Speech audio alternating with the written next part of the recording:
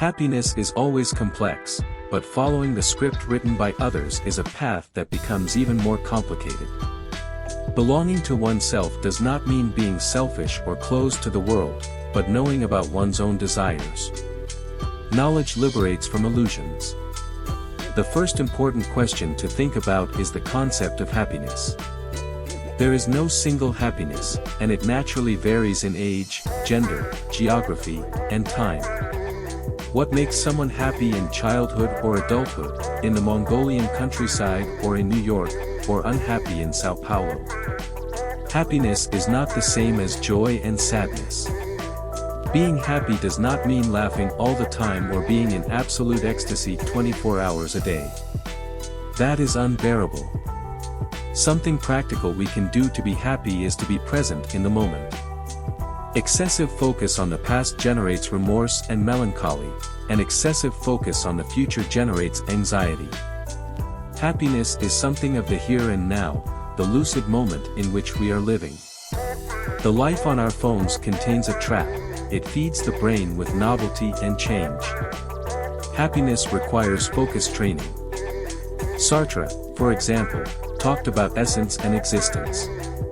It is not about finding my essence, but analyzing how I reproduce or not the expectations of others. Happiness is always complex, but following the script written by others is a path that becomes even more complicated. The price of belonging to oneself is never too high. It does not mean being selfish or closed to the world, but knowing about one's own desires. Knowing liberates. Aristotle said that man is a political animal. Those who live alone are either a beast, a god, a divine being, or an animal. For Aristotle, the city was the sovereign community of all. Today we can think in many ways, such as loneliness and solitude. Loneliness is a negative feeling. Solitude is the ability to transform isolation into growth. For example, a good group of friends, significant events, coexistence with diversity within affection, less is more, happiness that brings together people who are ready for living together within differences. Evaluate significant relationships, do not waste time in superficial ones. Live well with oneself in solitude, live with a significant group of friends who challenge your thinking, a few dense, organic, and structural people.